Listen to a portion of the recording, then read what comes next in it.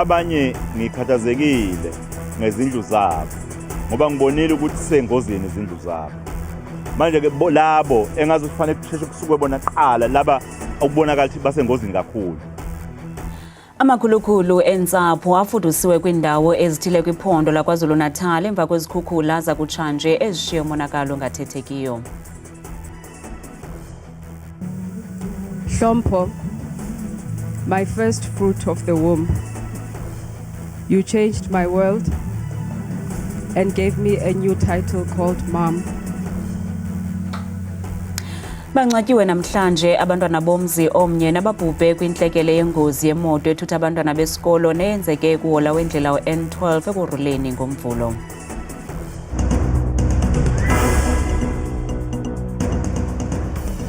Sinamkele kwindaba zethu andambi ndodwa ndamba nophumza sikhumba noyitoliki yolwimi lwezandla Botani Msontsundu.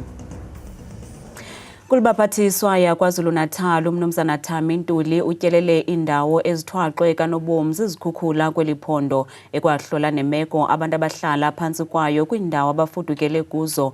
Ezi zikhukhula zidlule nemiphefumlo engama-24 ukuzokuthi kangoku kwaye uNtuli uthi uza kunkqonkqoza kumnyango kamongameli weli umnumzana Cyril Ramaphosa yocela inkxaso-mali njengoko eliphondo lingenamali eyaneleyo ukulungisa iziseko zophuhliso. Kuqikelelwa kuba eliphondo kuzafuneka libe nemali engangeebhiliyoni zeerandi ukulungisa indlela, imibhobho yamanzi kunye neebhlorho neziye zonakaliswa zezi zikhukhula.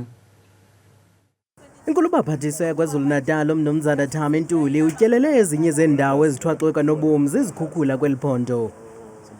uNtuli uthe waphawula ngokufuduswa kwentsapho kule ngingqi ngokukhawuleza, watsho isithi ukuhlala kwabo kule ndawo kube kubomi babo emngciphekweni.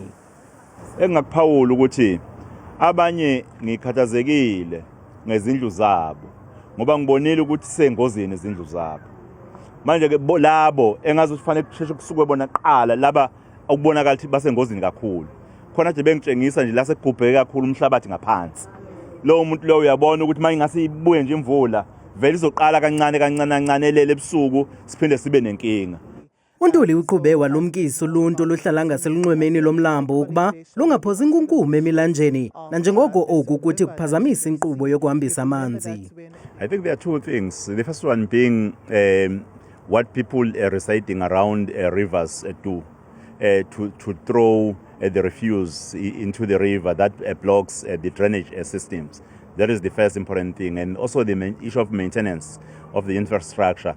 Hence, in fact, we have a problem with the equitable share to the municipalities that incapacitate them to be able to look after the infrastructure. However, we have made a call even to the private sector to come on board and on an engagement with the President of the Republic. I'm hopeful that there will be some, in fact, interventions. Ngiqala ngokubonga ukuthi uPrimo ufikile besivele sinekhalo singa understand iqhubekani lokho kwenzeka ikhukhula I think 3 weeks back akukho oqhubekayo thina sikutshelwayo ukuthi kwenzakalani sibona abantu bamuviwe bahanjisiwe thina kuthiwe sizolandwa but sibona silandwa kuthe ngokwethu thina umphakathi kwakukhona ababesithi ngeke bakwazi ukuhamba ngoba sinengane ezifunda la entuthukweni sinamatoha seduze libuye lanetha futhi izulu kunjalo umama ukhansela wabuye wafika futhi wathi apha wayethe masihambe la kulamathini kwakhona abantu abathi bona abayindawo ongcono masithathwe sekunendawo zokwakha ezipermanent la sizofika sihlale khona sesisazi ukuthi ngeke sibe sanyakaza ngoba ukusuka kwethu sisiye ehholo siyamoshakalelwa izimpahla zethu lento lena abafowethu inkinga ngoba manje kunabantu la abangalali endlini bakunethe imvula ingene igcwalishe itoilet amanzi kuphuma indle igcwale ngaphandle emzini yabantu. Ukanti uNtuli uqukumbele ngelithi ukuguquguquka kwemo yezulu inefuthe elibi kweliphondo nanjengoko izikhukhula zidala umonakalo omkhulu kwaye nabantu baphulukana nobomi babo.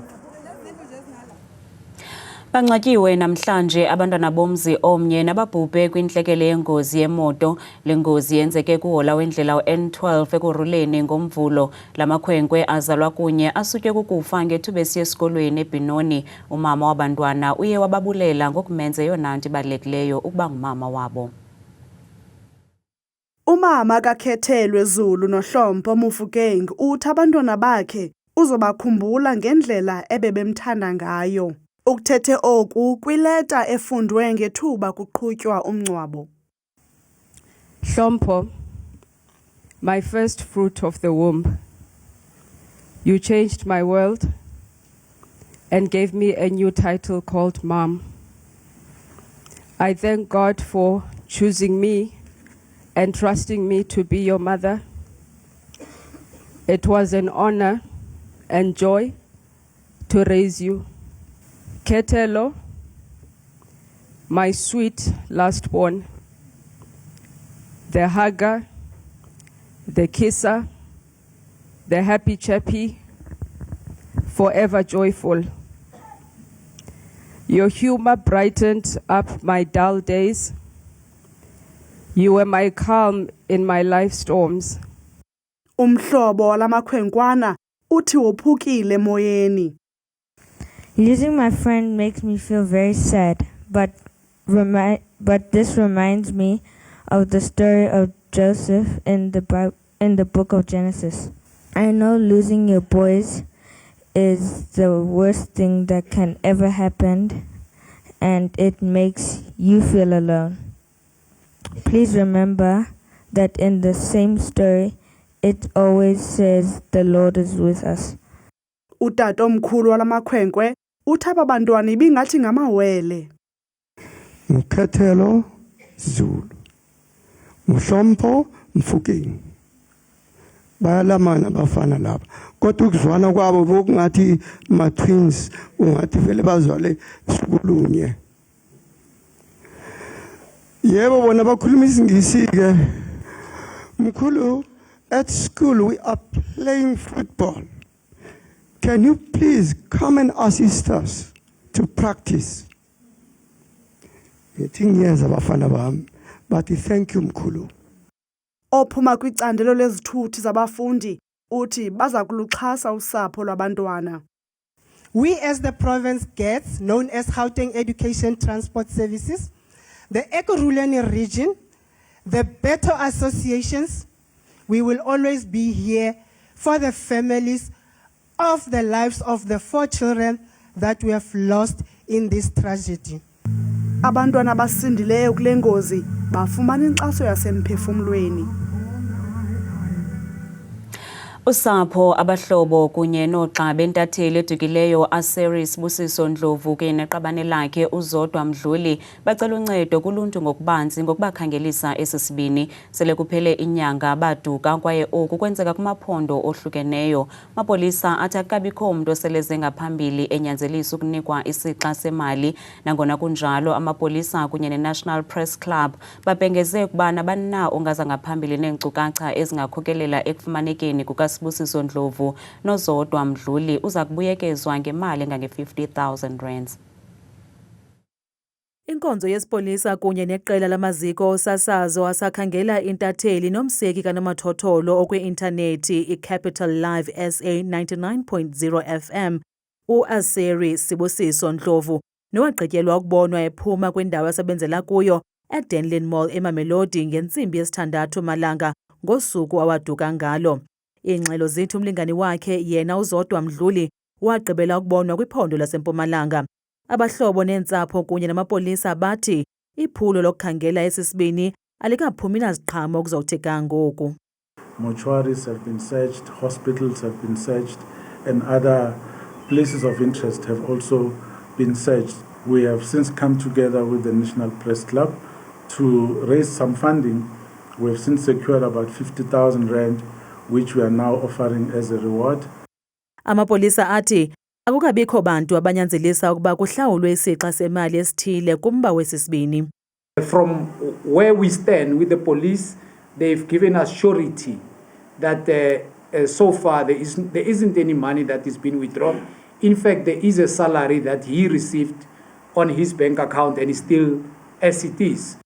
Udadewabo kaZodwa Mdluli uthi kunzima ukumelana nesi simo. So it was better at least if someone is phoning us and telling us this is the money I want, or maybe taking money from their account. So there's nothing that is happening. That's what is killing us every day. Zombini ezintsapho zithi zithembele emapoliseni ukuba afumane esisibini sisaphila. ICOSATU eNtshona Koloni ihlaba ikhwelo kubemibeli kuba baxhase uIbrahim Rasool unozakuzaku weli nozinze eMelika kule mpelaveki unikwe iiyure ezingama-72 kuba aphume aphele Washington. Esi sigqibo siphenjelelwe intetho eyenziwe ngulo kaRasool nalapho athe umongameli uDonald Trump ukhuthaza ubungangamshe kwabamhlophe kwakunye nokuzibona kwabo bengamaxhoba. ICOSATU eNtshona Koloni ithi iza kwamkela owayesakuba ngunozakuzaku woMzantsi Afrika uIbrahim Rasool emva kokuba iMelika imnike uphumaphele kweliya lizwe. Kumaqonga onxibelelwano ngoLwesihlanu, unobhala waseMelika uMarco Rubio uthe uRasool akasamkelekanga kweliya lizwe. Kusenjalo, umongameli ukhuphe ingxelo echaza ukuba esi sigqibo sibuhlungu. Unobhala wephondo weCOSATU Malvern de Bruin uthi urhulumente kufuneka ajonge indlela zokusebenzisana neWashington kulandela iveki zengxabano zobudlelwane. And as COSATU, we are saying we reject what the Trump government is currently doing by dealing with Africa for the wrong reasons. So we are saying we will welcome him back to say, come back home. And we're also calling on our government to do the same, that they must also expel the ambassador from this country and also to close all relations with the Trump regime if they want to treat us like that. Ukanti COSATU kweli phondo ithi ubudlelwane bayo ne-ANC buluqilima. We have made that commitment that we are not going to give up on the ANC in the province. We will continue engaging the ANC in terms of making them aware about their responsibility, because as workers we have given the ANC that responsibility to lead our struggles, to lead, to improve the lives of our people in the country. So now we can't just give up on the ANC. uThubane uthi bayaqhubela phambili nokubamba ingxoxo ne-ANC ekusombululeni imiba ekhokelele ukungaboni ngasonye phakathi kwale mibutho. Imvumi ephume izandla yomculo kaMaskandi uKhuzani Mpungose iza kubamba isikayika somnyadala kule mpelaveki izayo ngomhla wama-22 eCarnival City, nalapho iza kube ibhiyozela ukufinca iminyaka 15 kwicandelo lomculo kaMaskandi. Ukubhiyozela le minyaka uKhuzani uza kumilisela ingxowa-mali eza kuthi incedise abafundi abatsala nzima ekuhlawuleni amatyala abo kumaziko emfundo aphakamileyo nabo bangakwazi ukufumana iziqinisekiso zabo zemfundo kuba betyala amaziko emfundo. The past 15 years people were contributing to my career, to put me where I am. Now in the next 15 years, it's my turn. I will give back to the community. uKhuzani Mpungose uyifincile iminyaka 15 kwicandelo lomculo kwaye yenye yemvumi ezithe zawuthatha umculo kaMaskandi zawubeka emanqwanqweni. Kule mpelaveki siya kuyo ziza kusina zidedelana eCarnival City nalapho uKhuzani eza kube senza ingxikela yomsitho womculo ukubhiyozela le minyaka. Kwaye njengenxalenye yale mibhiyozo uKhuzani uza kumilisela ingxowa-mali eza kuthi incedise abafundi abatsala nzima ekuhlawuleni amatyala wabo kumaziko emfundo ephakamileyo. So as a part of this celebration, 15 years, I said, I've got a lot of SMSs and emails and DMs. People are seeking for help. Most of those people are the students who are seeking for help. Some of them are owing NSFAS. So I can't help alone. But I need them so that they can access their education. So I said, as a part of celebrating these 15 years, let me create the SMS code, whereby I will share it with the community, so that community will contribute via the SMSs, so that I will be able to help some of the students to access the education. Ukhuba ubambe ngazibini ke kubalandeli bakhe beBlue Nation nakuluntu ngokubanzi watsho esithi bekungekho lula ukuza kufikelela kweli nqanaba. Uhambo lube uhambo oluhle kakhulu kodwa olube nezihibe, but ke okube kuningi kube kuhle because I've achieved a lot from this industry, because I have a lot of awards, more than 20 awards. Kuza kube kusindwe ngobetholeke eCarnival City ngomgqibelo kwaye nemvumi ezahlukeneyo ziza kube zisina zidedelana eqongeni zingena kulayini.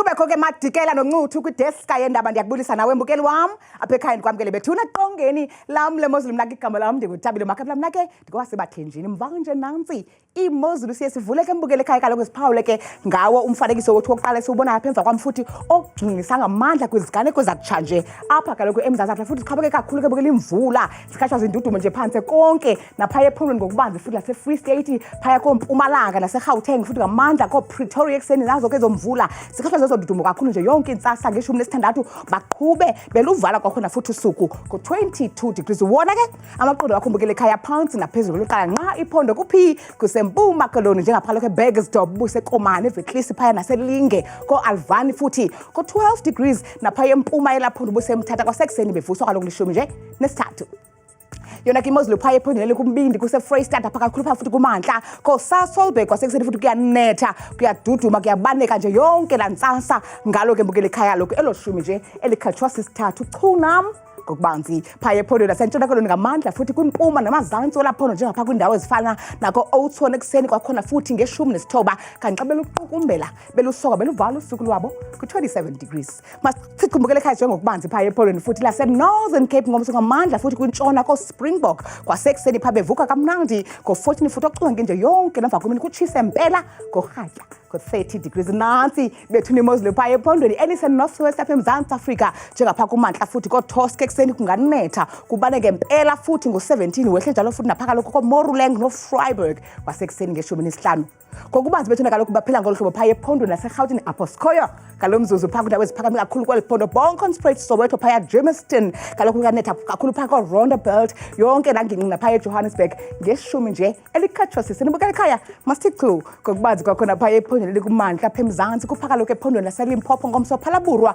nango lo mafu kwasekuseni futhi ngo-18 degrees napha kumbindi walaphondo Polokwane ekuseni ku-14 sehle njalo apha ekhaya bethuna njengokubanzi ephondweni elisempumalanga indawo ezisentshona phaa kwelaphondo futhi njengaphaa koMiddelburg kwasekuseni nazo ezomvula yonke intsasa naphaya embombe kunganetha phaya ekuseni ngo-16 bukela ekhaya nam ndiyayivala ndiyayisonga imozulu phakalo ngephondo lokugqibela KwaZulu Natal Pietermaritzburg phaya ekuseni futhi kuyaduduma kuyabaneka phaya naseThekwini ngo-20 degrees kanti kokugqibela nqa kuseKokstad ekuseni ngeshumi mna ndikuthanda kangaka xesha lemyawule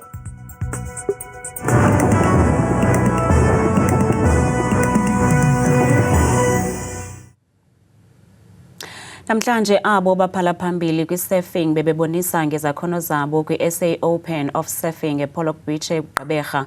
Lo msitho unika ithuba aba bathabatha inxaxheba kuba banyukele kumanqwanqwa aphezulu. Masinishiye nemifanekiso yalo msitho kamnandi mawethu. So as you mentioned, Kelly, 6 minutes remaining, still enough time on the clock for anything to happen.